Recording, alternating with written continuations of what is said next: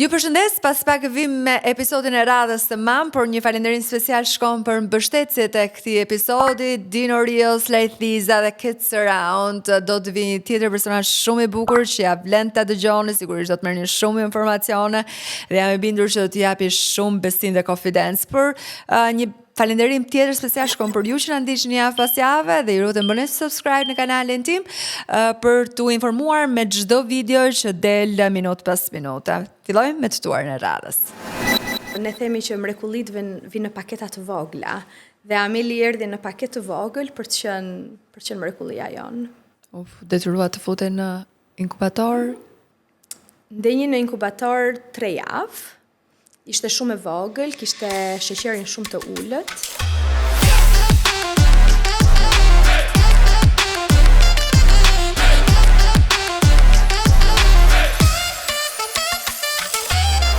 Dashur amikesha, sot jam me mami Kleonë. Në fakt, në eksperiencën e saj si logopede në Shqipëri, ajo do transferoj më pas në Shtetet Bashkuara të Amerikës për arsyet e veta personale që do të na i tregojë sot në episodin e mam. Megjithatë, përpos anës së saj profesionale, ju e dini që ne flasim pikërisht për mëmësinë, duke nisur prej vetes. Kështu që Kleona do ja nisi na tregojë gjithçka rreth mëmësisë së 2 fëmijëve të saj. Kënaqësi të kem sot në mam. Faleminderit Orinda, kënaqësia ishte imja.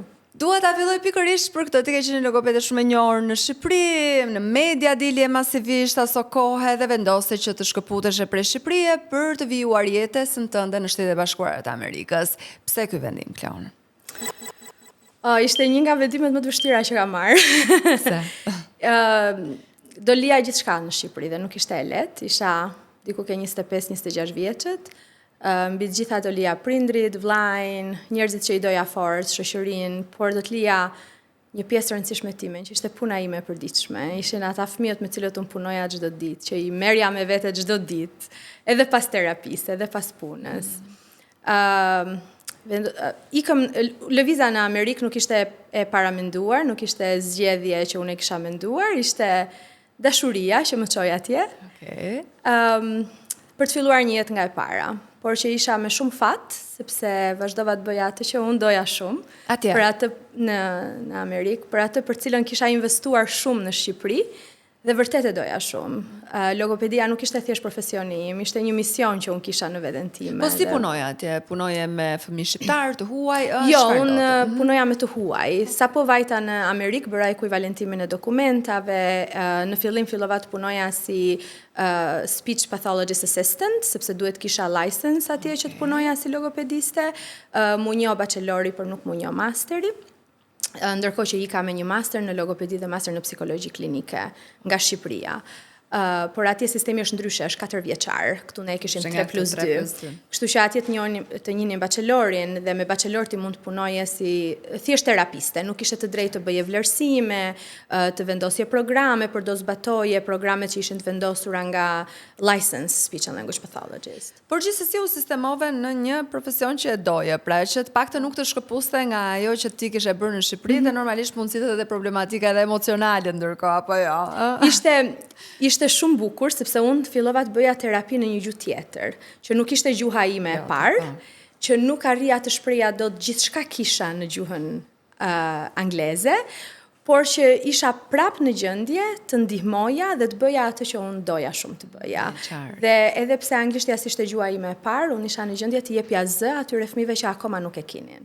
Kështu që ishte një mrekulli dhe mendoj se Amerika më mirë priti dhe unë prandaj e gjeta veten shpejt. Për sa vite ke punuar në Shqipëri? Në Shqipëri dhe më pas në Shtetet Bashkuara të Amerikës, por përpara se të vinin fëmijët e tu? Rreth 15-16 vite përpara se unë të bëhesha mami. Kam qenë terapiste e fëmijëve dhe isha mund të kisha, domethënë fillonin 4-5 terapi në ditë dhe mund të përfundoja me 8. Domethënë ishte shumë intensive. Të ngarkonin ty emocionalisht këto? Jo në atë kohë. Jo në atë kohë. Jo në atë kohë. Unë Orinda, unë i kisha shumë qef këto challenges, doja që të isha sfidat, doja që të isha gjithmonë me sfida, unë nuk doja që, do mësojmë rën apo tën, sepse logopedia nuk është vetëm të mësosh rën, tën, thën, logopedia është të komunikosh, logopedia është të marrësh dhe të japësh me fëmijët, me të tjerët, logopedia është të japësh zë, ndjenjave, dëshirave, nevojave që fëmia ka.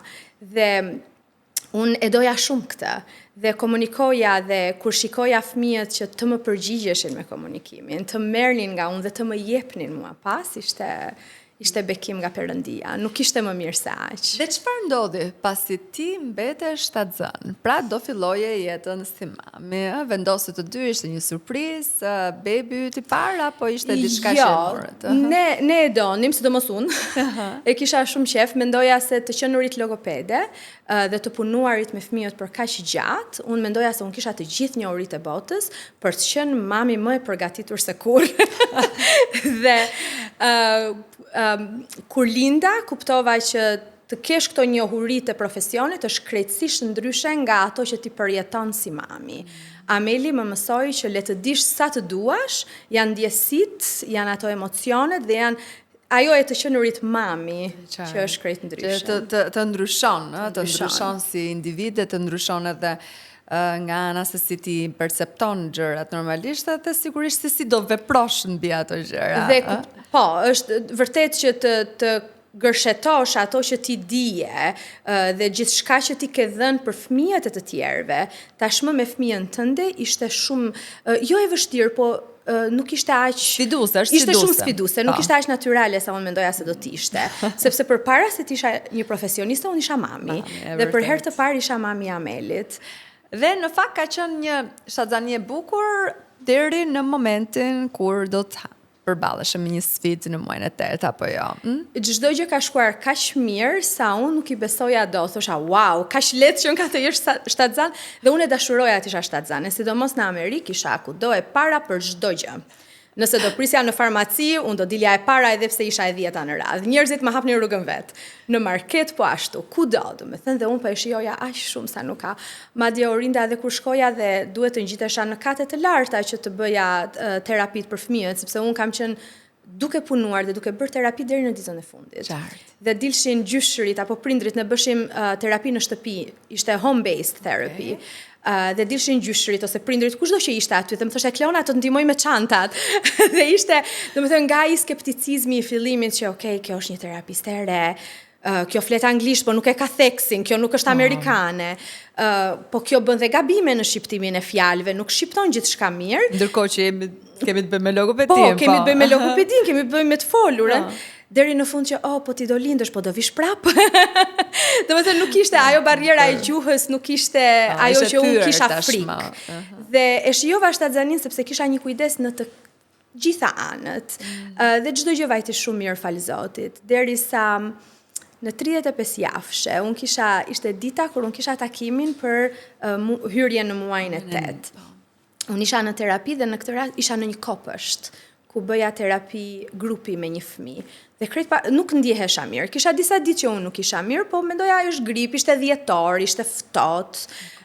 Ishte dimri i dytë që unë kaloja në Amerikë dhe më dukej sikur isha akoma shumë e dobët që të përballoja atë të ftohtin amerikane gjithë këto. Edhe unë vazhdoja me terapin, me barkun që ishte konsiderueshëm dhe nuk më pengonte fare në fakt.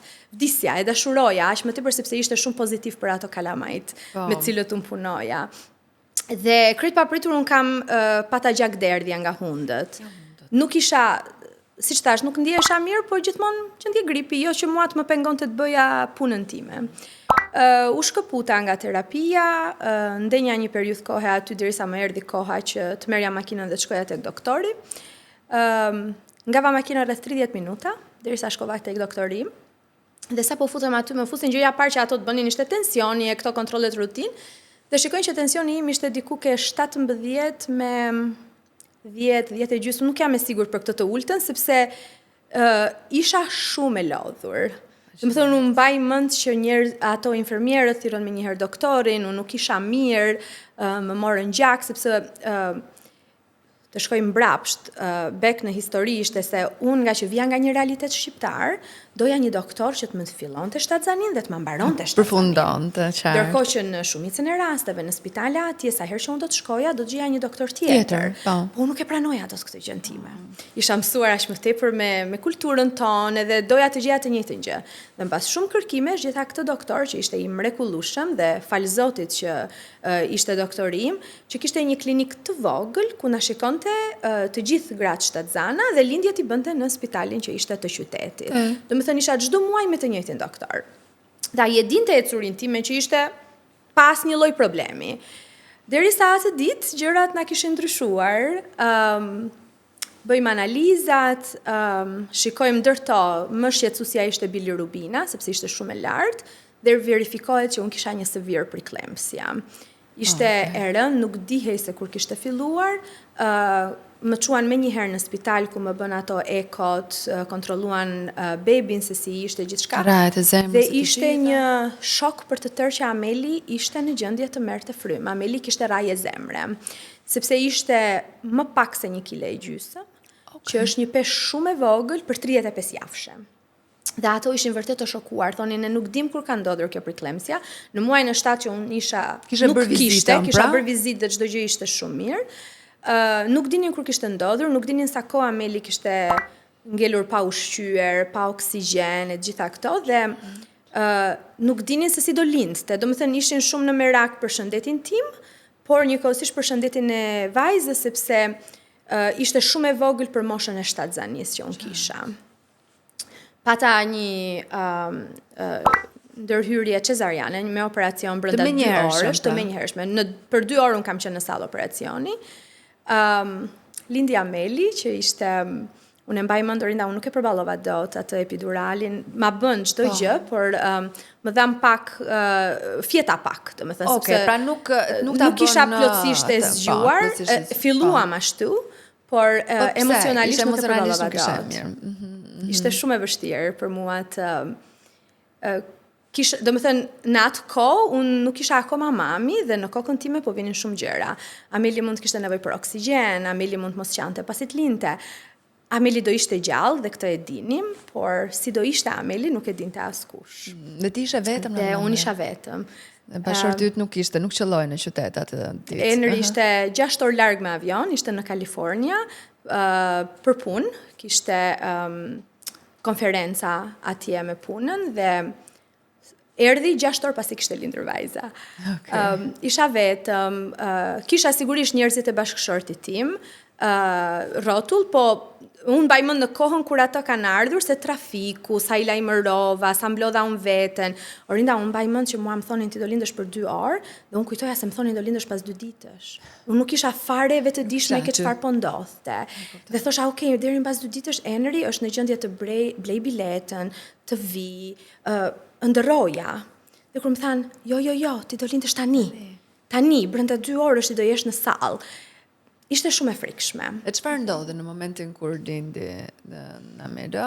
Ti nuk ishe e përgjumur normalisht, nuk ishe Unë isha e përgjumur, po isha në gjendje të dëgjoja që një fëmijë qante. Unë kam fotot dhe më tregon me mua në sallë hyri kushurira ime, që Zoti e deshi që ajo kishte ditën e parë të punës në qytetin ku unë lindja. Që ishte më afër nuk bëhej dhe arriti që të vinte në kohë. Dhe hyri me mua në sallë dhe bëjmë humor tani dhe qeshim, se po atëherë ishte, thoshte, unë vetëm pyesja, fëmia ime është ky që qan, nuk i besoja veshëve, edhe pse isha aq e përgjumur që ishte i me bi që po qante.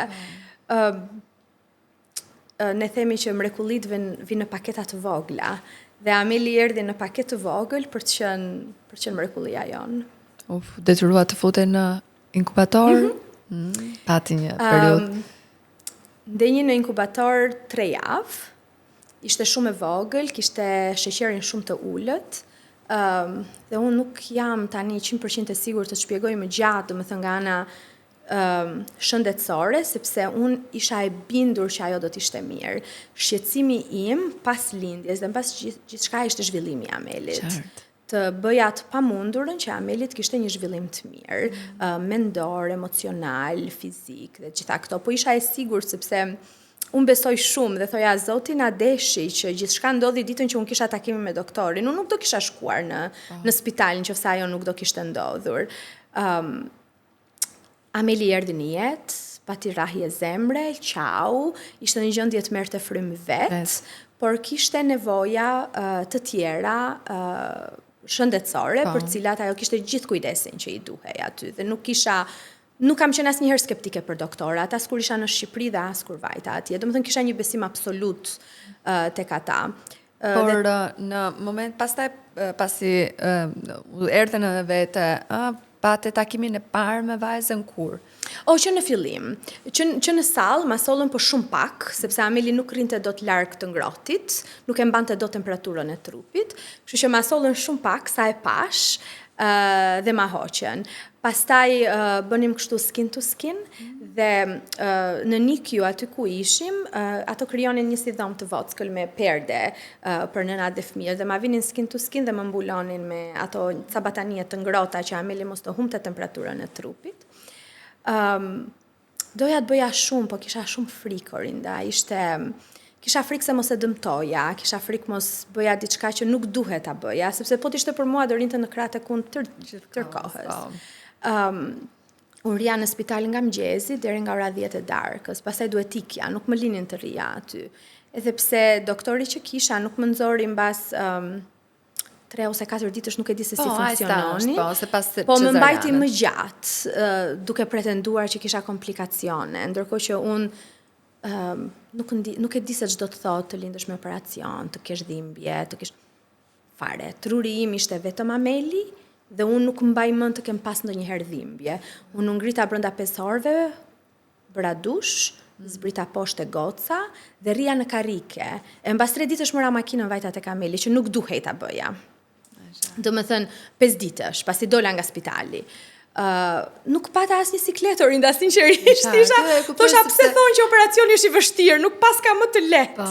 Por mendoj sepse truri im funksiononte vetëm për vajzën. Po me Maqedonien? Çdo gjë ka shkuar shumë mirë, nuk kemi pas asnjë problem. Nuk mund t'i kishim të gjitha ne Orinda. E di. Do kishim dhe ca gjëra të lehta. Çdo gjë shkoi shumë mirë. Ne sfidat me Ameli nuk mbaruan pasi dolëm nga spitali. Në javën e fundit kur ne po bëheshim gati dhe gjërat dukeshin më mirë dhe do dilnim nga NICU, nga spitali, Ameli do vinte në shtëpi, Ameli t'i doli një hemangiom në kapakun e syrit. Ishte një kokër e kuqe, dukej si një puçër.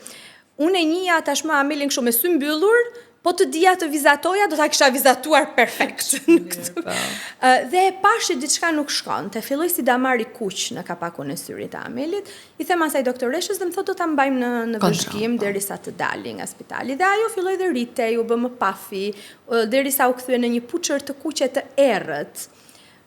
Më thotë që do ta kontrolloj pediatria kur të dilni, për tani nuk ka shqetësim. Menjëherë pasi del nga spitali, ka ato kontrolli me pediatrin, vizitën e parë dhe ne shkojmë atje. Dhe nga pediatria përfundojmë në Boston, në spitalin e fëmijëve. Aty morëm vesh që ishte hemangiom, ajo ishte rritur shumë brenda javës, u rrit shumë, dhe i pengonte Amelit shikimin. Hemangiomat janë benigne, nuk janë të këqija, po që ndodhin në këto venat e gjakut, shumë karakteristike në vajza që lindin prematur. Ishte e frikshme për pozicionin ku e kishte Ameli. Në qoftë se do ishte diku në krah apo në kokë nuk do bëhej asnjë gjë. Fakti që ishte në kapakun e syrit, Ameli, dhe e shifshim dhe atëherë dhe kur shikojmë foto tani e kuptoj më mirë, njëri sy ishte i hapur, tjetri ishte i mbyllur, sepse ajo nuk e ngrinte dot kapakun e syrit. Kështu që vajtëm për një vizitë në Boston, përfunduam të shtruar, Ameli filloi mjekimin me propanolol, që ishte ilaç për zemrën, po që ishte zbuluar, që ishte shumë efektiv për uljen e hemangiomës në sy. Ka që Ameli ishte shumë e vogël, ishte nevojshme që ne të shtroheshim disa ditë, sepse ata e fillonin me doza shumë të ulta dhe donin të shikonin reagimin e trupit, rajet e zemrës e gjithë këto. Dhe përfunduam atje 2 ose 3 net në spital, po që ishte shumë e frikshme, sepse nga dermatologu shkonim ke okulisti, nga okulisti shkonim ke një specialist tjetër, dhe ca na thonin duhet kontrollojmë në të jemi të sigurt që ajo shikon, ca na thonin duhet të make sure të sigurojmë që shikimi po i zhvillohet si duhet e gjithë këto. Dhe kaluam në rreth 1 vit sfida të jashtëzakonshme me hemangiomën. 1 vit.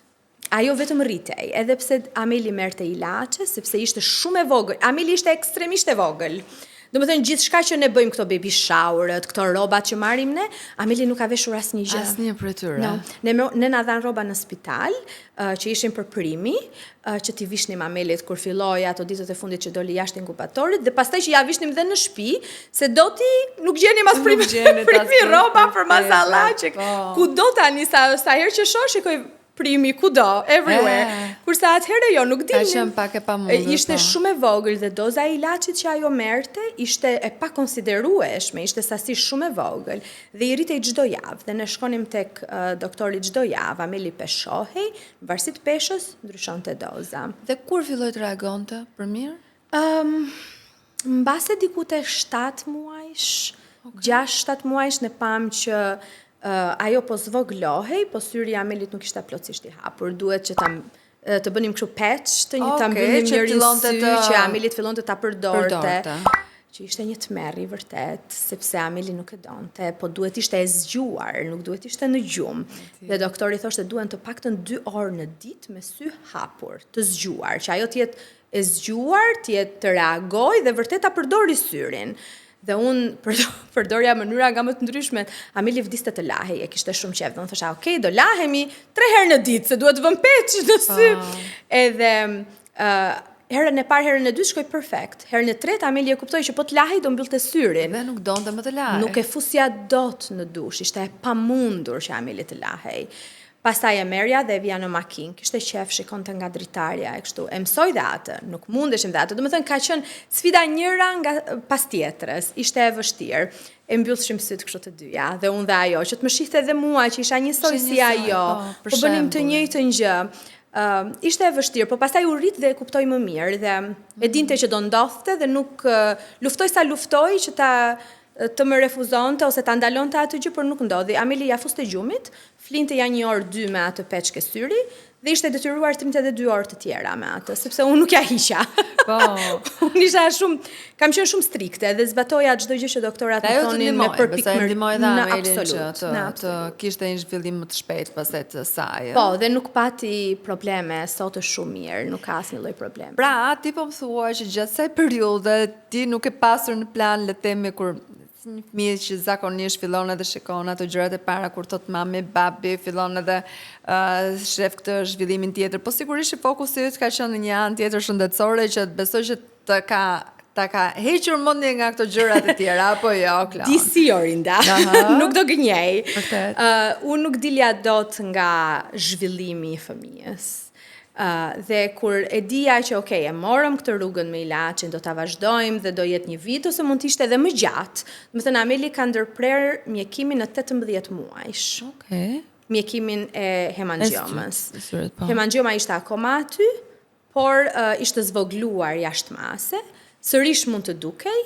Mbas 18 muajsh u ndërprer mjekimi dhe ajo vazhdoi të zvoglohej vet, derisa sot ka vetëm disa damar të kuq që shumë pak mund t'i dallosh. Kur filloi të rritej dhe unë prisja të kontaktin me sy, unë prisja që Ameli të gëzonte kur unë hyja në shtëpi, edhe pse ishim 24 orë të dyja, po ndodhen që ti ikja diku ose ti lija më shumë kohë me njerëzit e tjerë. Prisja që Ameli të reagonte ashtu si doja unë të reagonte Ameli. Patjetër. Edhe prisja që te këmbadorazi që nuk heci kurrë, Ameli vetëm shtyhej. Okay. Të ngrihej në këmbë, të merrte komanda e kështu dhe Ameli t'i flisnim 2 gjumë. Unë i flisja shqip, i më shoqi fliste anglisht. Pastaj edhe ai dhe shqip dhe anglisht, por që domethënë gjonte të dyja gjuhët, po me mua ishte tërkohën në shtëpi dhe ishte vetëm shqip. Televizori ishte 24 orë i fikur. Domethënë për t'ju përgjigjur që po unë u fokusova te shëndeti i Amelit, po unë nuk dilja dot nga ajo që isha. Po, patjetër. Logopedia ishte aty me mua kudo, terapia ishte aty me mua kudo. Sa ndonjëherë rija dhe mendohesha, thosha, o Kleona, po je dhe mami. Nuk je vetëm terapiste, po ne na erdhi në mënyrë të tillë jeta, njoja me njëra tjetrën, përshtatja me njëra tjetrën, që unë nuk bëja dot ndryshe.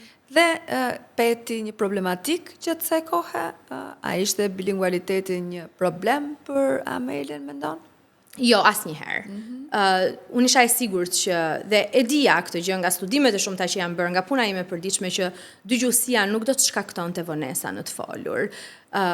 por isha në merak në përgjithësi për zhvillimin e Amelit, sepse e shifja që në fillime Ameli zhvilloi rreth 1 muaj më vonë. Domethënë sa gjëra I bënte 1 muaj më vonë. Kur ajo arrinte atë moshën. Po, kur arrinte atë. Por që prap, unë tashmë nga një mami to be shumë e qetë, sepse çdo gjë po shkonte shumë mirë, isha shumë e shqetësuar. Isha gjithkohës shumë e merakosur, nuk isha e qetë, nuk e shijoja mjaftueshëm Amelin dhe më vjen keq për këtë.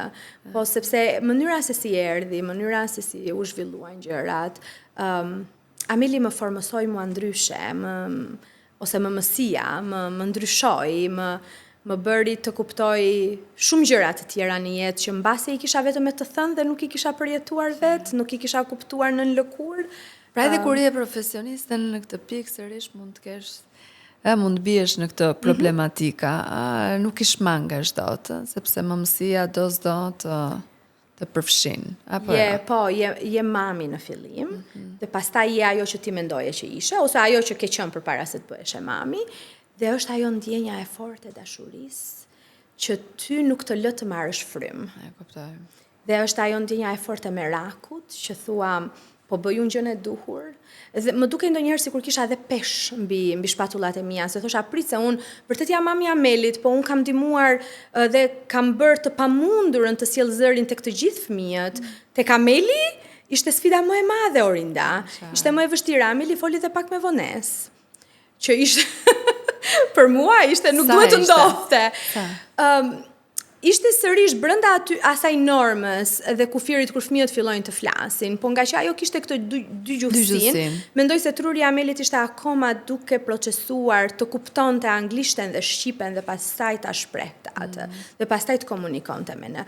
Kishte një komunikim me gjeste të përsosur, kishte një komunikim emocional të përsosur, një shprehje fytyre të jashtëzakonshme.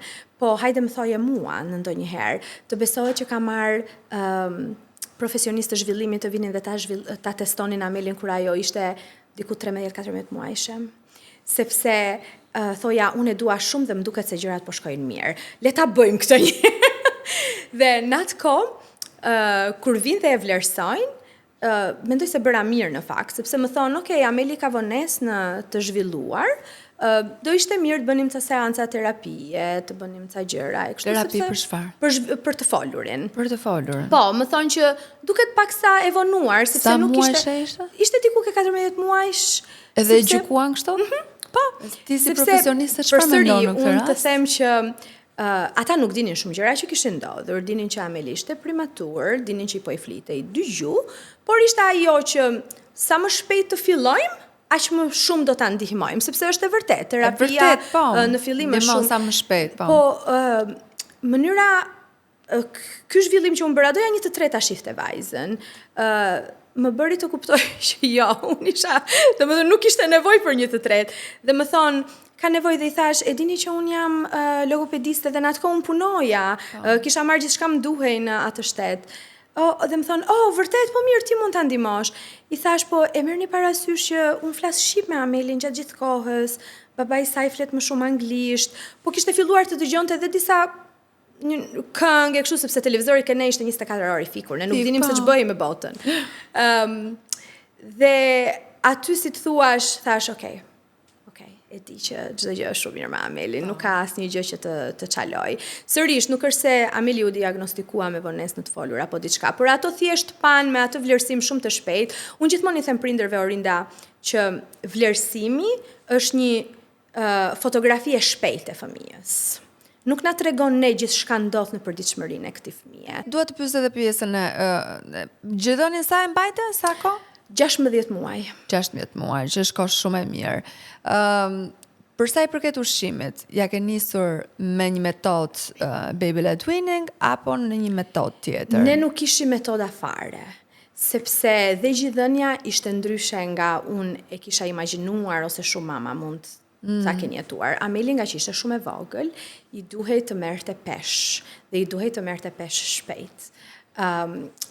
Gjatë kohës që ishte në NICU, ne provonim që vetëm një feeding gjatë ditës ta vinim në gjoks. Ajo e kapte gjoksin, por ajo flinte në të 100 e sekondës. nuk ishte fuqi, ishte shumë e vogël. Dhe doktori pa që Ameli nuk po merrte peshën që duhej të merrte, që të dilnim nga spitali dhe që të kalonte ato problematikat e vogla që kishte. Kështu që unë bëja pomp, dhe kjo kohë zgjati rreth 2 muaj. Unë bëja pomp dhe tek qumshti im fusja një skup me formul që doktori më kishte thënë. Kjo tu ndej mirë dhe i jepe Amelit. Pse ta tha doktorit ta bëj këtë gjë? Sepse formula të ndihmon të marrësh peshë më shpejt se sa qumshti i nënës.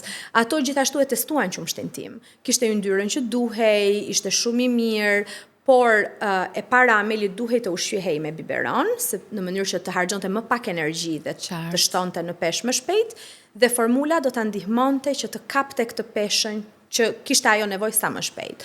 Po njëkohësisht ishin, në mos gaboj, ishin ca kështu pika që i hidhshim, për hekurin, jo vitamina B, vitamina D, gjitha këto gjëra që ajo kishte nevojë, dhe ndërkohë ishte edhe diçka në lidhje me sheqerin, e gjërat që ne të fillonim ta ndihmonim dhe Amelit kishte nevojë, ndihmën që i duhej dhe pas. Dhe e dha rezultat? Dha rezultat. Okej. Ameli në 1 muajshe e ka kapur gjoksin dhe ishte në gjendje të pinte shumë mirë vet, e refuzonte shpesh biberonin, por me këshillën e doktorit duhet ja vazhdonim dhe pak këtë gjë, dhe ishte një surprizë shumë e bukur për mua Orinda, sepse edhe pse e vazhduam diku 8 javshe, domethënë 2 muajshe që unë bëja pomp ditë-natë, dhe e përzeja me formulën qumshtin tim dhe ja jepja Amelit, Ameli sërish zgjodhi gjoksin. Nuk e donte biberonin. Por në ushqyerjen e ngurtë, pra filluam pastaj me ushqyerjen rreth 6 muajsh, filluam vetëm me pure frutash, Ameli s'ka pirë asnjëherë lëngje.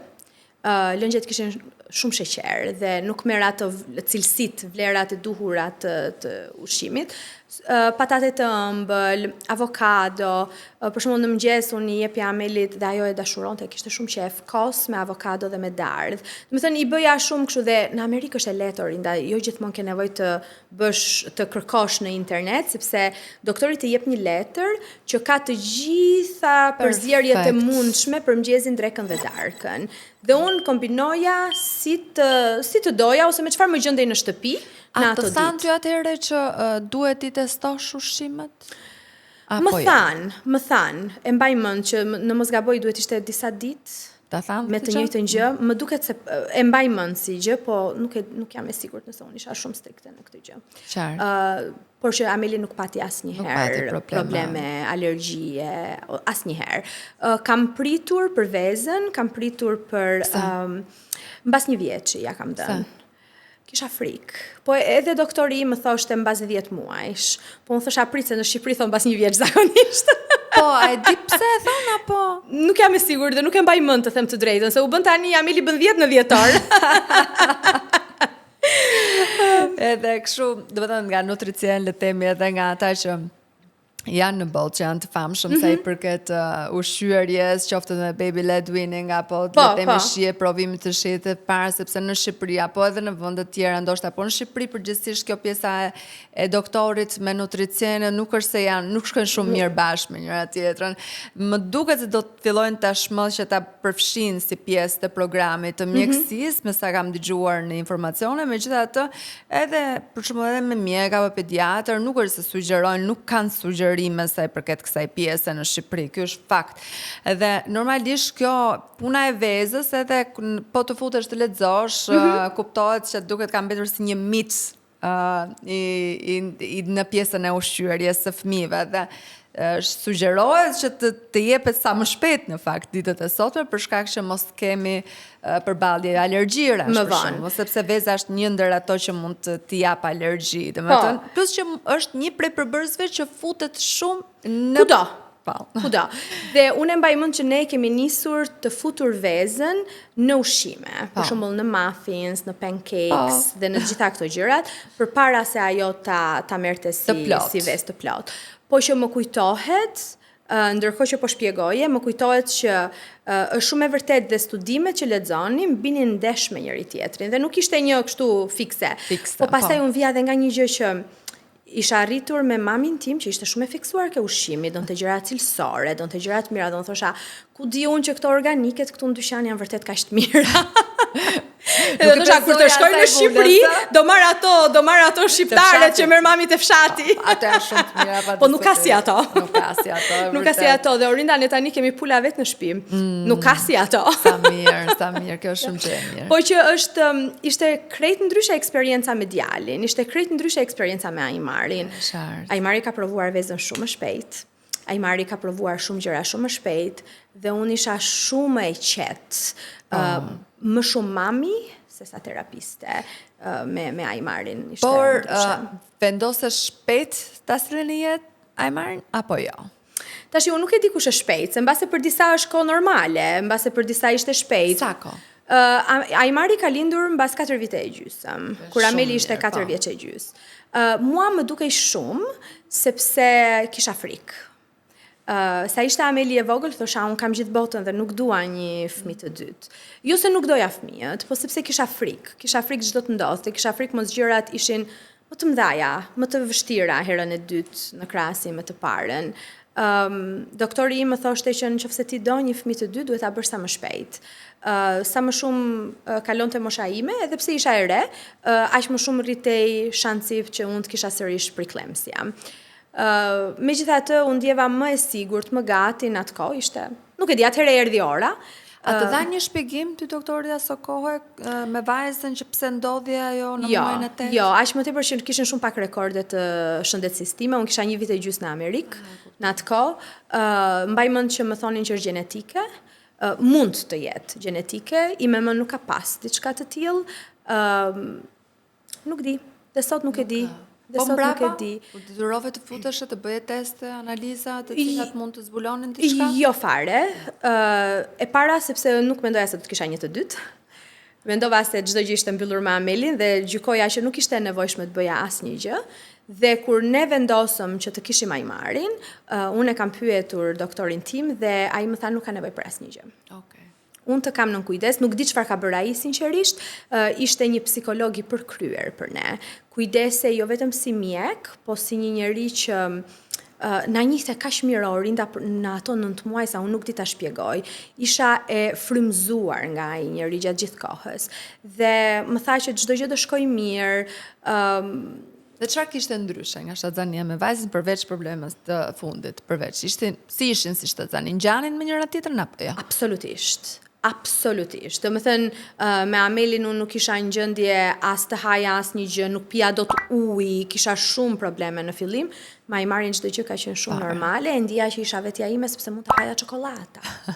Me Amelin e kam kuptuar që mund të isha shtatzan, se unë nuk rria dot pa çokolata, nuk i haja ëmbëlsirat, po një plak çokolate doja në ditë. Me Amelin fare, pija ujë dhe kisha diçka që nuk ma pranonte trupi, nuk e doja. Me Ajmarin unë haja çokolata dhe thosha jo, nuk jam shtatzan. Ishte shumë ndryshe që nga fillimi, çdo gjë shkoi shumë mirë. Di që ka pat disa komplikacione shumë thjeshta, të vogla, me sa më janë thënë se sërish doktori im vendoste t'i mbante gjërat.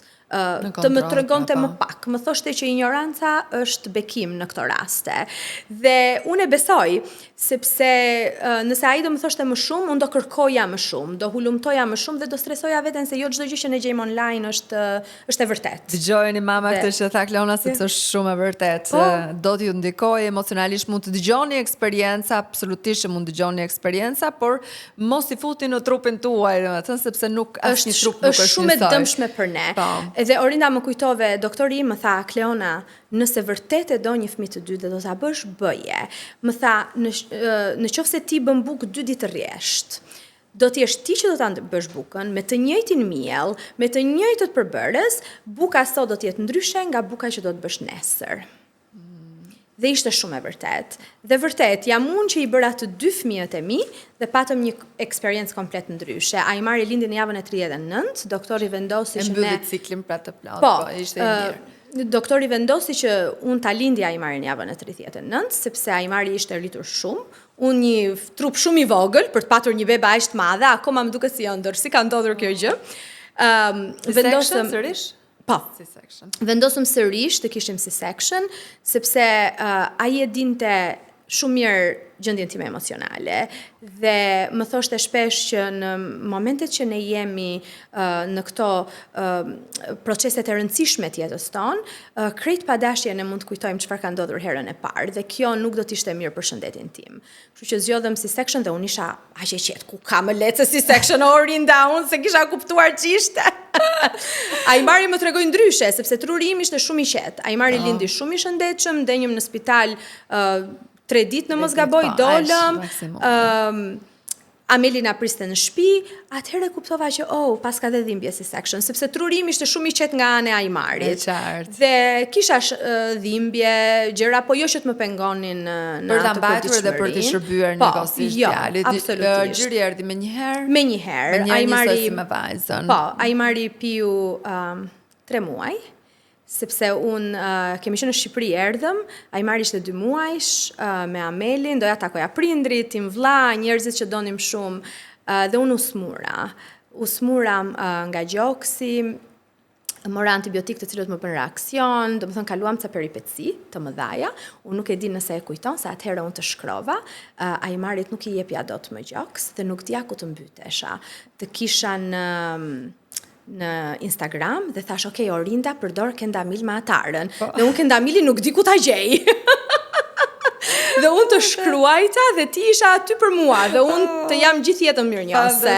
Jam shumë e dontur në fakt, po. Dhe bëton të solli probleme antibiotiku. Po, nuk e një dije që ai Orinda, unë në qëse nuk do të ishte doktor Kujtim Ibrahimi, unë nuk e di ku do isha sot. Pediatër në Elbasan i mrekullueshëm, të cilit i besoja verbërisht që kur isha këtu, edhe pse kishin pediatrët tonë atje, unë shkoj tek ai sepse nuk isha mirë. Dhe kisha filluar antibiotik sepse më kishte mbledhur gjoksi. Dhe më thot, dhe kur them nuk isha mirë. Më çuan, do të thënë, më çoi mami.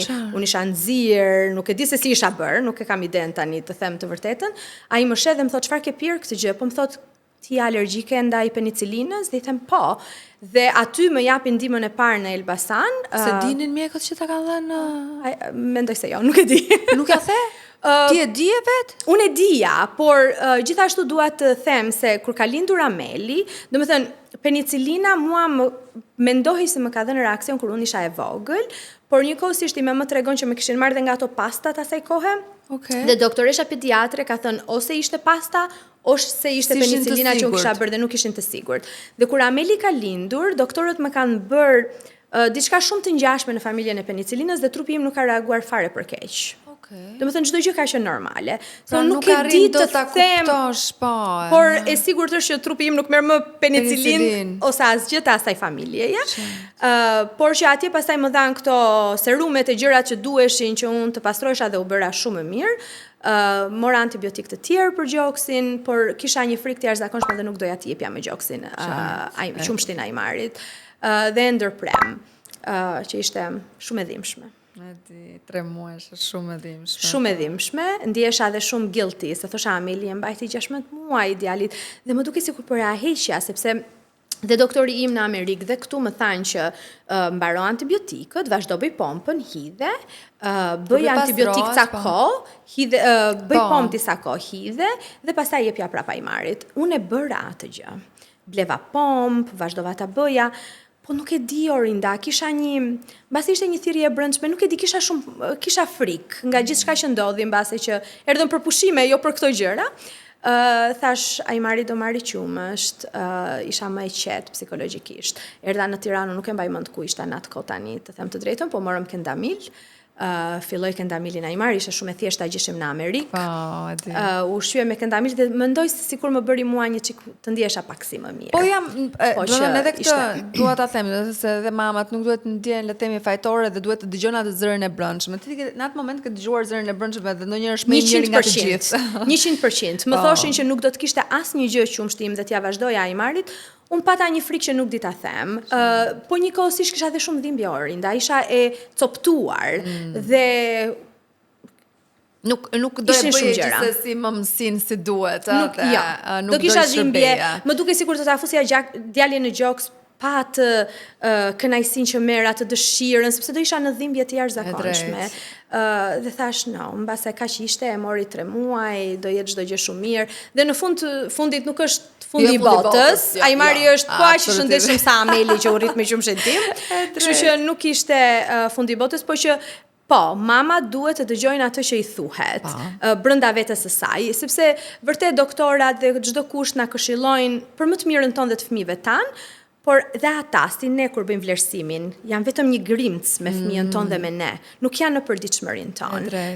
Dhe ajo çfarë ne, trupi jon, mendja dhe ajo çfarë fëmia jon gjithashtu na thotë është shumë e rëndësishme. Sa i përket zhvillimit, ka qenë okay dhe zhvillimi i Ajmar? Po, Ajmari ka qenë plotësisht i shëndetshëm, filloi të fliste diku ke 10 muaj, filloi të hecte në atë moshë, vraponte në 1 vjeç. Mendoj sepse ishte Ameli mësuesja më e mirë e tij. Ishte modeli që ai kishte nevojë të kishte dhe më duket sikur nxitonte që të kapte Amelin dhe të bënte gjërat që Ameli bënte. Hapat e saj. Ndikoi te Ameli ardha e Jo, Ameli ndenjë me mua deri 3 vjeç. Më pas unë ju ktheva pak punës dhe Ameli ju filloi kopshtin. Shikonte aty që ishte rastësi të gjithë po bëshin me kishin mama shtatzan ose po bëheshin me motra dhe me vëllezër dhe e kërkonte shumë. Dhe aty dhe unë dhe im shoqishim, mbase është koha, mbase duhet ta mendojmë, mbase Ameli duhet ketë dikë që të jetë dhe aq më tepër të jesh larg Shqipërisë, është më e vështirë dhe ti e ndjen atë nevojën e vëllezërve, motrave, njerëzve të tu më shumë. Dhe ishte një mrekulli. Ameli ka qenë shumë mirë me Ajmarin. Mund të ndaj vetëm një episod që mua më bën të qesh sot, po më ka bërë të reflektoj shumë në atë kohë. Ameli ishte 4 vjeç e 4 muaj kur ka lindur Ajmari dhe mbase u rinda sepse çdo gjë këtë herë ishte shumë mirë dhe unë nuk i rija Ajmarit kështu te koka ose që ta mbaja në dorë, siç ishte. Ameli ishte kukull, rinte gjithkohës në dorën time. Dhe Ajmari flinte në një basinet aty në dhomë ku rinim, sepse unë doja që të mësoj me këto zhurma, të dëgjonte, të ndjente aromat, që çdo gjë gatuej në shtëpi e këto gjërat. Dhe Ameli luante me qetësinë e saj diku dhe na vjen aty afër te kuzhina, mbështetet kështu në mur. Im shoq nuk di, po gatuante besoj dhe unë laja ena, nuk di se ç'bëja, biberonat e këto gjërat. Dhe vjen dhe thot, "Okej, thot, unë vërtet kërkova një bebe, po nuk e dija që bebja ishte kaq shumë punë." Dhe asnjëri s'ka kohë të luaj me mua, thot. Dhe kuptova që nga që gjërat ishin më të thjeshta, unë ju turra atyre që të kisha çdo gjë gati për Ajmarin, çdo gjë gati për Amelin dhe Ameli nga ajo vëmendja 24 orëshe e jona, nuk po e merrte. Nuk po e merrte dhe fëmijët na tregojnë vetë, na japin sinjale që të na thonë çfarë po shkon mirë, çfarë nuk po shkon mirë. Ku jam unë se ne nuk jemi perfekt dhe nuk mund të jemi perfekt dhe nuk e duam të jemi perfekt. Ne duam të jemi të pranishëm.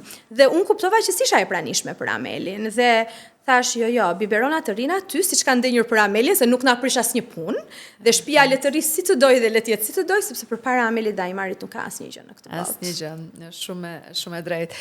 Mirë, por ti siç ma përmendë pak më parë me profesionin do filloje të ndaje punët nga ardha e fëmijëve, sepse ndikoi emocionalisht tek ti. Orinda, unë pasi lindi Ameli, pasi Ameli ishte 3 vjeçë, ju ktheva disi punës, punova ca kohë sepse pas 1 viti e gjysmë erdhi Ajmari, kuptova që nuk isha më emocionalisht ajo që unë doja të isha dhe nuk ishte një vendimi me një hershëm, ishte një vendim që unë e mendova gjatë, por shikoja që nuk mund të vazhdoja të bëja më terapi. Dhe kjo jo sepse nuk e doja terapin. Unë e doja aq shumë terapin sa nuk mund të vazhdoja më. Domethënë e doja aq shumë terapin sa gjithë ajo dashuri për terapin, mua nuk më linte kohë të mendoja për veten, për familjen, për Amelin. Dhe pastaj për Ajmarin. Domethënë unë nuk isha dot në gjendje të ndaja angazhimin profesional nga angazhimi familjar dhe nga vetja. Çdo gjë që ndodhte në terapi vinte me mua. Dhe kur ishte shumë. Dhe kur ishte gëzim, dhe kur ishte një përmirësim, por sepse jo çdo terapi shkon mrekullisht. Jo çdo fëmijë zhvillohet siç duam ne zhvillohet. Dhe kur kishim disfata, dhe kur kishim gjëra që nuk shkonin siç donim ne, dhe unë nuk isha prezente, nuk isha aty Piramelin, si çdoja unë t'isha, dhe ai marri poritej, nuk isha aty për ai marrin si çdoja unë t'isha, t'isha e pranishme për ta. Isha fizikisht, sigurisht, por mendja ime ishte, Orinda nuk bëri këtë sot, si mund ta bëj unë që t'jetë ndryshe nesër. Prandaj them që terapinë e lash sepse e doja shumë. E doja shumë, vërtet shumë. Çajeti? Shumë. Çaje, si e sillje në shtëpi atë gjë. Edhe me fëmijët në terapi. Më shumë qaja kur flisja me prindrit. Unë kam punuar me raste shumë të vështira. Fëmijë që kishin probleme neurologjike, fëmijë që kishin zhvillime dhe dëmtime mendore, kognitive.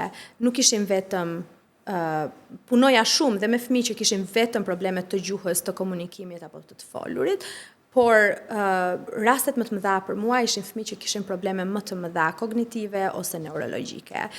Dhe është shumë i rëndësishëm bashkëpunimi me prindrit, bashkëpunimi me personat që punojnë me këta fëmijë.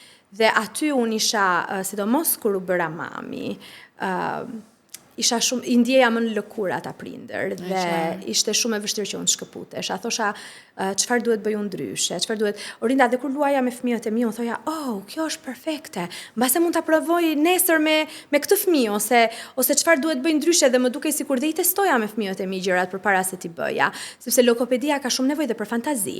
Nuk janë gjëra që do bëhen kështu strikte.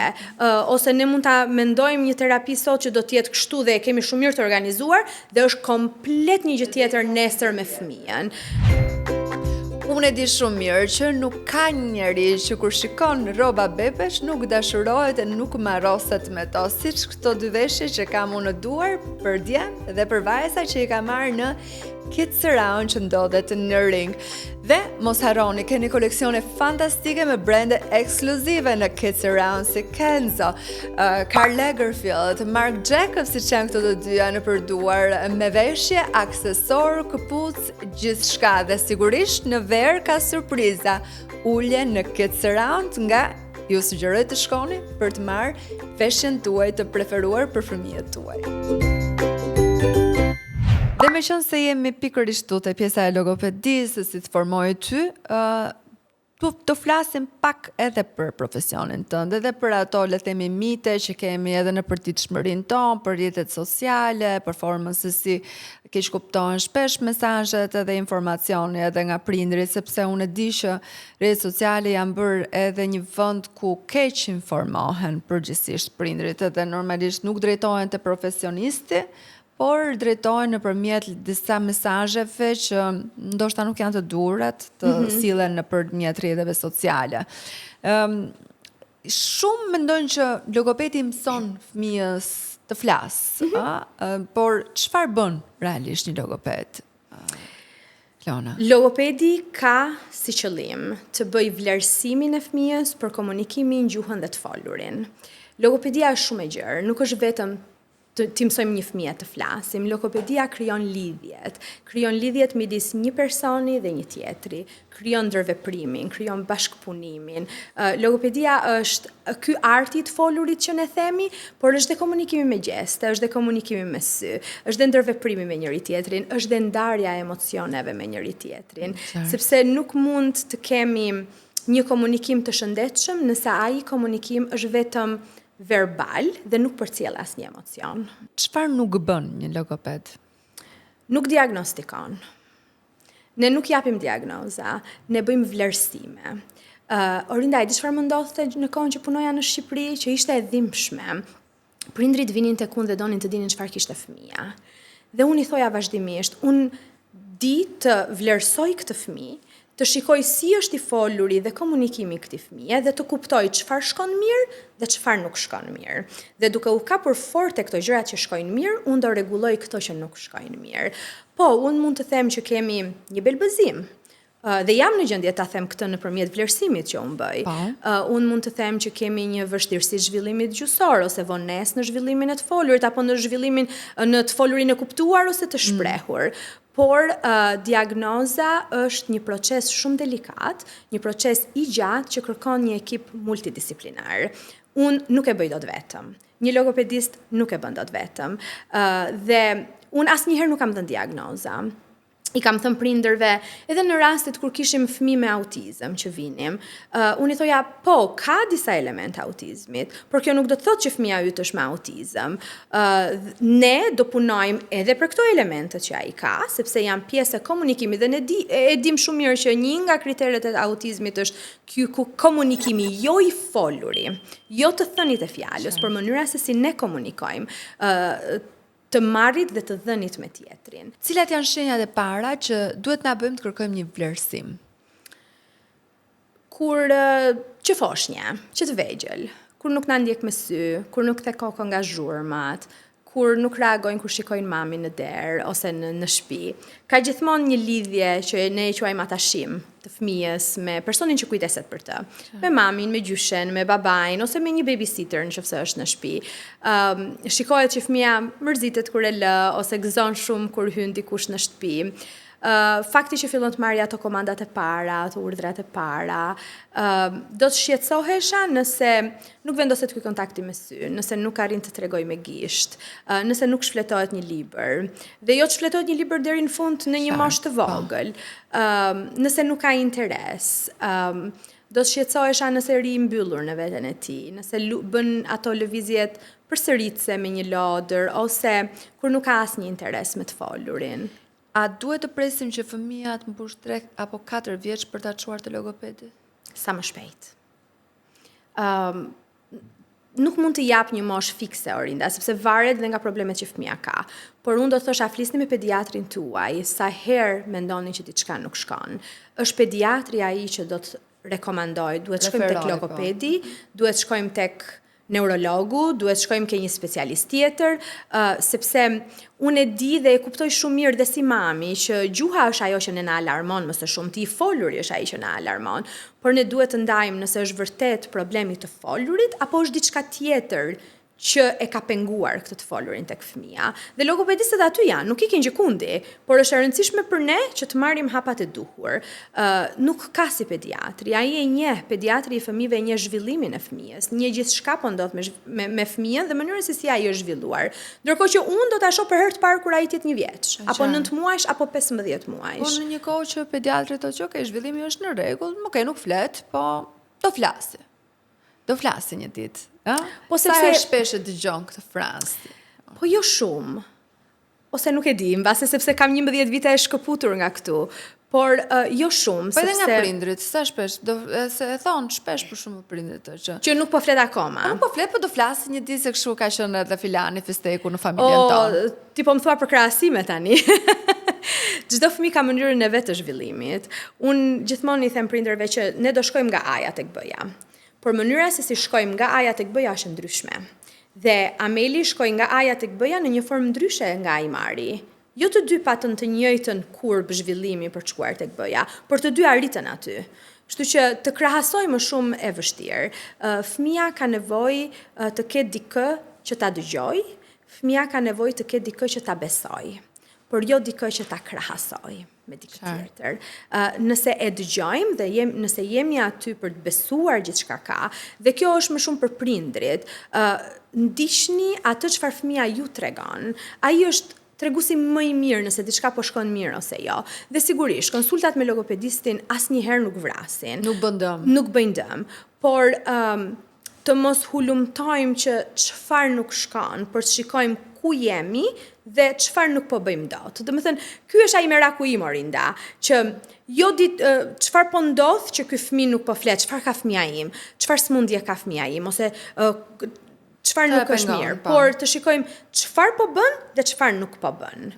Dhe pse nuk po e bën këtë gjë, pastaj është pjesë e profesionistit që ta vlerësoj dhe të vendosi programet nëse është e nevojshme dhe të vendosi terapin. Të mos komunikosh, le të themi mos thuash fjalët në mënyrë në dur ose në një formë, sepse fëmia varet nga fëmia se si arrin të shprehë, se si ti thot, për rëndësishme është të komunikojë, të flasi.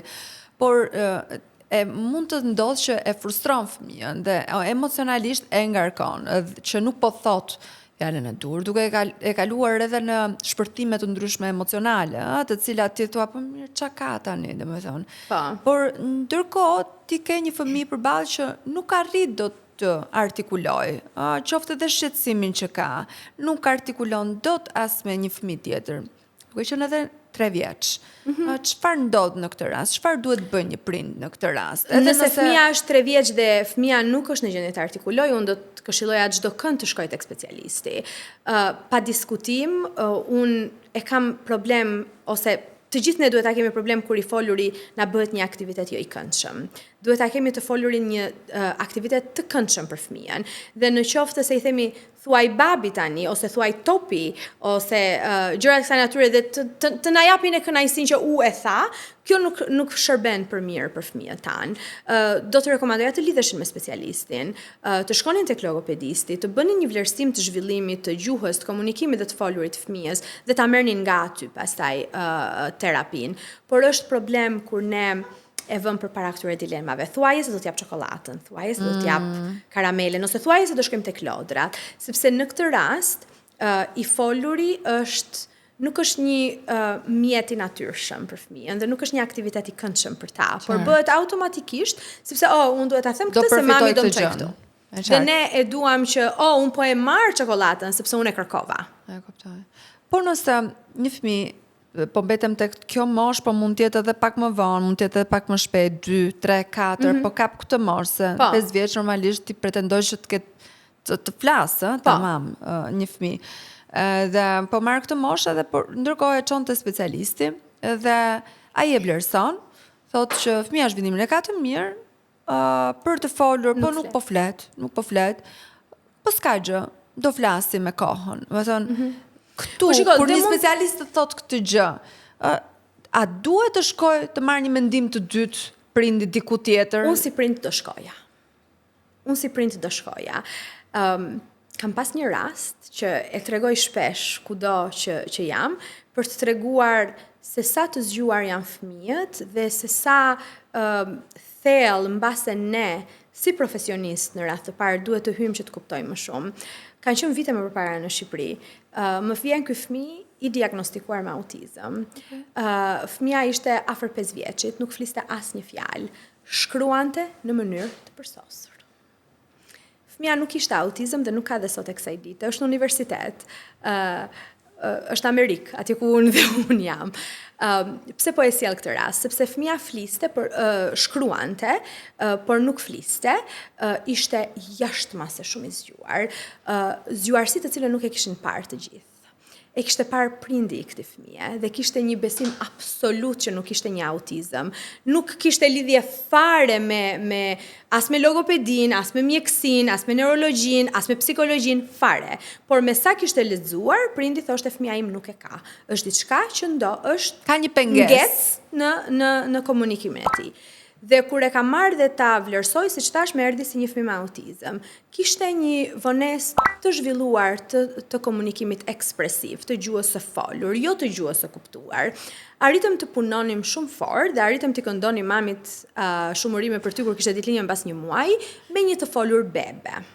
Sepse nuk flisnim fare. Që dua të them, dhe prindi në atë kohë ishte drejtuar si fillim që fëmia do të flasi, por ishte jo e qetë, diçka nuk shkonte. Më pas ishte drejtuar që ka nevojë për këto terapit ABA dhe për gjithë këto terapit që kanë dalë, sepse kishte autizëm, gjë që nuk e kishte. Filloi të fliste, çfarë kishte? Kishte këtë vonesë në të folur, por njëkohësisht ishte bërë i foluri një aktivitet kaq i pakëndshëm, sa ishte në gjendje të më thoshte, "Ç'ke moj Kleona? Nuk dua." Me shkrim. Dhe nuk fliste. Derisa ne e kthyem aktivitetin e të folurit, është ajo rinda që unë thash në fillim, nuk është vetëm të flasësh, është të krijosh lidhje. Qartë, e kuptoj. Këtë bën logopedia, krijon këto lidhjet dhe duke krijuar këto lidhje, ti kupton që dikush është aty për të dëgjuar, dikush është aty për të besuar tek ti. Dhe fëmia fillon dhe është më i lirshëm, është më vetvetja dhe ato pengesat që ne kemi, duke u kapur fort e këto strength, këto të fortat, këto gjëra që janë zhvilluar shumë mirë tek fëmia, ne arrim të marrim produktin që duam. Sa ndikojnë ekranet në zhvillim në komunikimit? Unë nuk kam probleme me ekranet, por unë kam problem kur ekrani zëvendëson komunikimin njerëzor. Ky është problemi im. Nuk kam problem nëse fëmia dëgjon anglisht, nuk kam problem nëse fëmia dëgjon italisht, apo nëse dëgjon kukullat në shqip. përsëri, unë kam problem kur ekrani zëvendëson komunikimin njerëzor. Fëmia ka nevojë të marrë dhe të jap, fëmia ka nevojë të marrë emocione, fëmia ka nevojë të marrë të bashkëveproj, fëmia ka nevojë të pyetet, fëmia ka nevojë të marrë përgjigje. Dhe komunikimi pasiv nëpërmjet ekranit nuk e zhvillon gjuhën ashtu siç duam që vajzës nuk ja ka ekspozuar. Djalit ka qenë njësoj, apo? Jo, Ajmari ka qenë më i ekspozuar me televizorin, me limite. Po. Do me thënë, ekrani nuk ishte kur mjeti i par i komunikimit, sepse nuk ka se si tjetë. Por Ameli ishte 4 vjeç e gjys, ajo kishte nevojë të shikonte diçka, nuk shifte më shumë se 30 minuta në ditë. Ajmari zakonisht bebe ishte gjithmonë shikonte nga muri, jo nga televizori, por ai dëgjonte. Dhe prandaj them, nuk kam asnjë problem nëse ata dëgjojnë. Ajmari dëgjonte anglisht, ndërkohë që të gjithë ne i flisnim shqip dhe mami im i fliste shqip sepse ai ishte tërkohën me mamin tim në shtëpi. Unë flisja shqip me të, Ameli fliste anglisht me Ajmarin, Enri fliste edhe shqip dhe anglisht me djalin. Por televizori, ekrani nuk na japin atë komunikimin njerëzor. Është një komunikim shumë pasiv. Fëmia nuk bën dot pyetje, fëmia nuk merr dot përgjigje. Dhe me këtë unë kam problemin. Një gjë që bën shpesh prindrit është në momentin që takon një fëmijë me prindin, ti e pyet fëmijën, e fëmija nuk përgjigjet, nuk kërkon, nuk do të përgjigjet, zgjedh mos përgjigjet, është introvert si natyrë, dhe prindi përgjigjet në vend të fëmijës. Si e sheh ti këtë pjesë dhe si ka funksionuar me ty dhe fëmijët e tu kjo pjesë? Unë kam parë dhe nga ata që i thonë, po përgjigju, po jepi një përqafim, ose që dhe unë e bëj, ose po tregoj, ose po se të ka gjanë, thuaj haj, ose thuaj përshëndetje, ose kështu. Ndikon shumë, fëmia do t'jetë zëri i tij. Fëmia mund të ketë kohë të procesojë atë që u pyet. Fëmia mund të refuzojë të përgjigjet me Orindën ose me Kleonën sot, sepse nuk e njeh dhe po e sheh për herë të parë. Ose fëmia është mësuar të marrë kohë përpara se të kthej përgjigje, që nuk është asnjë gjë e gabuar. Përkundrazi edhe ne. Edhe unë, kur më bëhen pyetje, mbase kam nevojë ta mendoj një herë me veten time përpara se të kthej përgjigje. Unë dua shumë që t'i japim kohë fëmijëve, t'i japim disa sekonda të përgjigjen, dhe nëse ata nuk e ndjejnë të përgjigjen, ju lutem mos thoni që ka turp në sy të fëmijës, sepse kjo i krijon atyre bindjen që fëmia ka turp. Dhe këtë ma ka mësuar dhe vetja ime, Orinda, jo vetëm profesioni, po unë kam qenë disi introverte si person dhe disi e mbyllur në vegjëlin time, dhe kuptova që mund t'isha dhe ndryshe.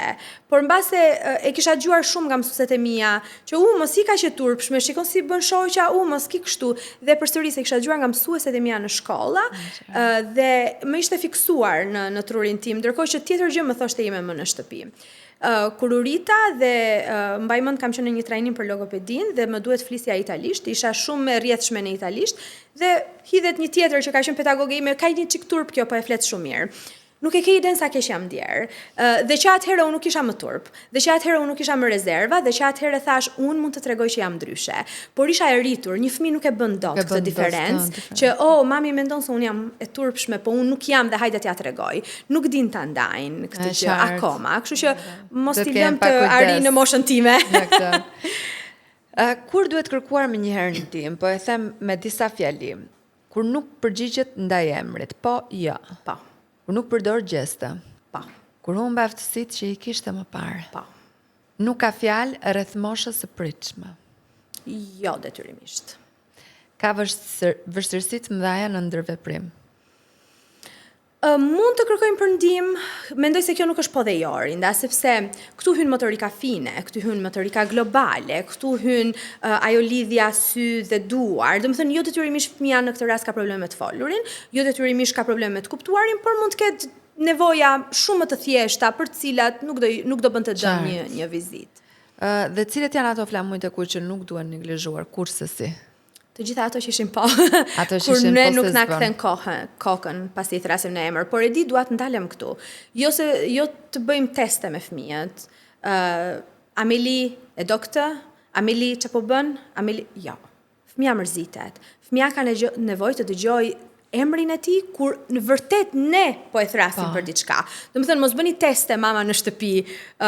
ta testoni nëse fëmia juaj kthen kokën ose jo. Sa më natyrale, aq më mirë, sepse fëmijët janë kaq të zgjuar, na kuptojnë kaq mirë, na ndjejnë kaq mirë, sa nuk do duan ta kthejnë kokën ata, sepse janë të lodhur mbas asaj Ameli 100 herë. Ama kur ty vërtet të duhet Ameli për diçka, thirre në emër dhe kërkoj që të të kthej përgjigje.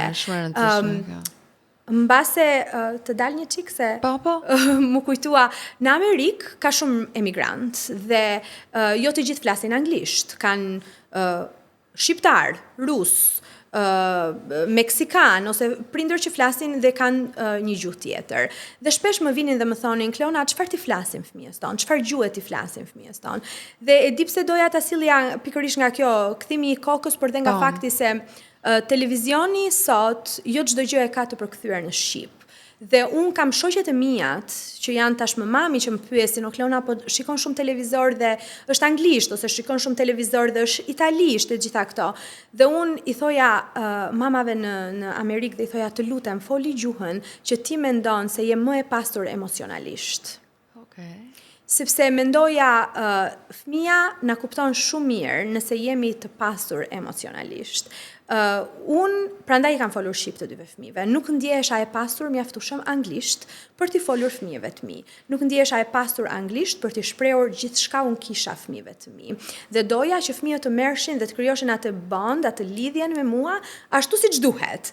Kështu që dhe i them dhe prindërve sot, flisni me fëmijën gjuhën që ju jeni më të pasur emocionalisht, sepse fëmijët kanë nevojë të bashkëveprojnë, të ndërveprojnë me ju dhe të marrin emocione nga prindrit dhe në këtë formë më mirë do të na kthejnë kokën, më mirë do të krijojnë kontaktin me sy, më mirë do të ndërveprojnë me ne. Abuzime në rrjetet sociale. Tani sa i përket logopedisë, edhe këshillave qoftë edhe ndoshta nuk do të thoja pediatër apo neuropediatër se janë pak më të kujdesshëm edhe për faktin që kanë mbaruar le të them studimet për mjekësi e të gjitha, edhe kjo do i kufizon pak edhe në dhënien e mendimit. Por kam parë që është abuzuar shpesh nga logopedët në rrjetet sociale, me të drejtë, jo vetëm në Shqipëri, edhe jashtë saj, nga le themi jo shqifolës të huaj, që nuk është ndonjë gjë e re.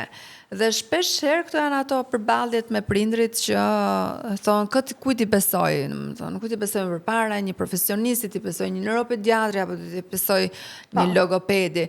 Kështu që po e shohim shumë sikur persona që shesin kurse, për shembull guida, japin shumë këshilla edhe pa pasur licencë fare tek kësaj gjëje. Që sa problematik mendon që është ky lloj fenomeni? Shiko, është shumë problematik, por unë mendoj se problemi është se ne të gjithë duhet të ndërgjegjësohemi që fëmia ka nevojë për një ekip profesionistësh dhe jo vetëm për logopedistin detyrimisht. Mund të jetë vetëm logopedistin në disa raste, por ka nevojë për këtë ekip profesionistësh në mënyrë që ne të gjithë së bashku të ndërtojmë për çfarë ai fëmijë ka nevojë. Unë nuk bëj dot pa physical therapist, unë nuk bëj dot pa pediatrin, unë nuk bëj dot pa neurologun, kur duhet, jo gjithmonë. Dhe unë nuk veproj dot e vetme që t'i zhvilloj këta fëmijë. Shtete të ndryshme Orinda kanë, me aq sa unë kam lexuar dhe kam hulumtuar, kanë metoda të ndryshme të pozicionit të logopedistit. Në Amerikë një logopedist nuk është doktor. Kam dëgjuar që në Itali është ndryshe. Nuk e kam provuar të them të drejtën, kur unë kam qenë në Itali vite më përpara, nuk mbaj mend të jetë thënë që ishte një doktor. Kam dëgjuar ndryshe së fundmi, sërish nga logopedist që ne shikojmë kudo, nuk jam e sigurt dhe nuk di të them për këtë, por as në Shqipëri nuk është kështu. Absolutisht. Në Shqipëri logopedia përfundon, studimet janë në Fakultetin e Infermierisë. Mbarojnë atje dhe ti nuk del një infermier, ti nuk del një doktor, ti del një specialist i të folurit. Ti del një logopedist ose një speech and language pathologist që ne e njohim gjërësisht. Prandaj ndonjëherë këto memet ose këto videot, këto reels që fusin në Instagram janë shqetësuese sepse nuk janë specifikisht për mua ose për ty apo për një prind që po i shikon. Ato janë informacione kaq të përgjithshme sa prindit nuk i duhen fare. Dhe unë shkoj dhe përdor atë shprehjen që doktori im ka përdorur me mua, ignoranca është bekim në disa raste, sepse ti nuk mund të jesh një logopedist që të kuptosh se si ky belbëzim eci në këtë rast apo sa mirë ky fëmia me autizëm bëri, sepse dy fëmijë me autizëm nuk janë njësoj, dy fëmijë me belbëzim nuk janë e njëjta gjë, po as dy të rritur me belbëzim, as dy të rritur që kalojnë paraliza dhe kanë nevojë për mua nesër, nuk janë njësoj. Kështu që këto rilsa që dalin janë thjesht një përgjithësi, është njësoj si të futem dhe të kërkoj preeclampsia. Po atë që pata unë është komplet ndryshe me çdo nën tjetër që kaloj. Ose hemangiomën që kaloj Ameli është krejt ndryshe. Kështu që unë do thoja merrini këto si informacione të përgjithshme që mos ju lën ju pa gjumë natën. Por jo që t'i vishni këto tek fëmia juaj, sepse është shumë për prindin, është shumë për fëmijën. Çfarë do të thotë sot Ameli? Dajmë nëse ato dëgjojnë sot, por është një gjë që do doje që ta kishin gjithë jetën me vete, bashk. Po, shiko Orinda, Ameli dhe Ajmari mua më bën njëri më të mirë, më bën profesioniste më të mirë. Logopedia më mësoi të kuptoj se çdo thot komunikosh, më mësoi komunikimin. Ameli dhe Ajmari më mësuan lidhjen me njëri tjetrin, lidhjen që ne kemi dhe krijojmë nëpërmjet komunikimit. Dhe siç thash, këta të dy më dhanë zërin dhe unë si çdo mami. Nuk ka asgjë më të më të bukur se sa këta të dy. Por njëkohësisht dhe më formuan ndryshe, Orinda, sepse unë ndryshova, unë nuk jam logopedistja që bën vlerësimet, nuk jam logopedistja që bën terapit. Unë u formësova ndryshe, fal Amelit dhe Ajmarit, dhe unë jam shumë e lumtur që po e shikoj veten time ndryshe, po vazhdoj të ndihmoj çdo që ka nevojë për mua në një formë ndryshe, po kjo është fal këtyre të dyve. Amel, do them ndonjë gjë apo? Ke qef të thuash diçka? Jo. Ajmar, ti do na thuash ndonjë gjë? Are you gonna say something? Ha? Dhe japësh një puthje gjithë bebave? Një përshafjen për mamin? Të dy bashk? Let's hug. Faleminderit që ishe në mamë dhe ndave eksperiencën tonë, jam shumë e lumtur që të kisha këtu edhe shpresoj që edhe të gjithë ata që na ndjekin të kenë marrë nga ty mesazhet e duhura dhe normalisht edhe drejtimin e duhur për disa gjëra që janë të rëndësishme. Shpresoj shumë. Faleminderit.